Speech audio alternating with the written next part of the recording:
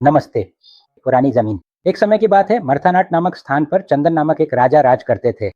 एक दिन जब वे सम्राट नदी के किनारे टहल रहे थे, तो उन्होंने एक सुंदर लड़की को देखा। वह उस लड़की से शादी करने की इच्छा रखते हैं। वह उस लड़की के पास जाकर कहते हैं, मैं तुमसे शादी करूंगा।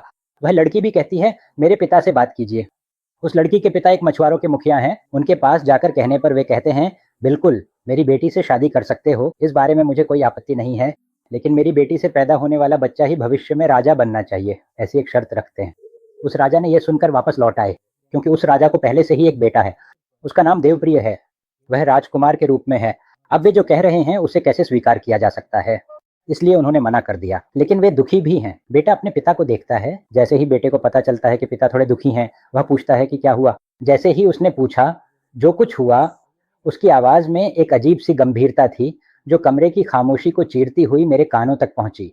उसकी आंखें, जो आमतौर पर शांत और स्थिर रहती थीं, अब एक गहरी बेचैन उत्सुकता से चमक रही थीं, मानो वे मेरे अंदर छिपे हर रहस्य को उजागर करने पर तुली हों। उसके चेहरे पर उभरी हल्की सी शिकन और होंठों की दबी हुई कंपकंपी साफ बता रही थी कि यह सवाल सिर्फ एक साधारण जिज्ञासा नहीं था, बल्कि इसके पीछे कोई गहरी चिंता या अप्रत्याशित घटना का आभास छिपा था। उस पल हवा में एक अजीब सा तनाव घुल गया था और मेरे दिल की धड़कनें अचानक तेज हो गईं, जैसे किसी अनहोनी की आहट सुनाई दे रही हो। कमरे में मौजूद हर वस्तु, हर परछाई उस सवाल के वजन से और भी गंभीर लगने लगी थी।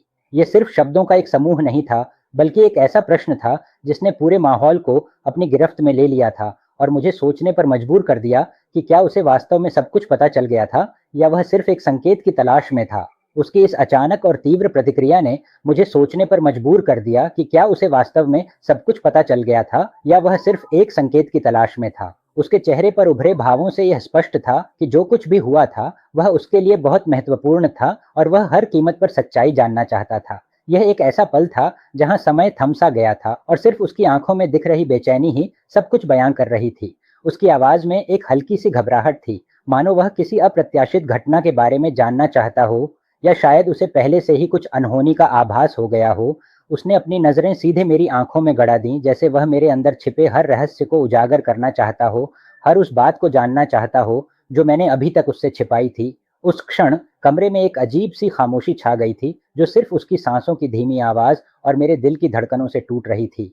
यह सवाल सिर्फ एक साधारण प्रश्न नहीं था, बल्कि यह एक ऐसी जिज्ञासा थी जो कई अनकहे सवालों और अनसुलझे रहस्यों को अपने साथ समेटे हुए थी।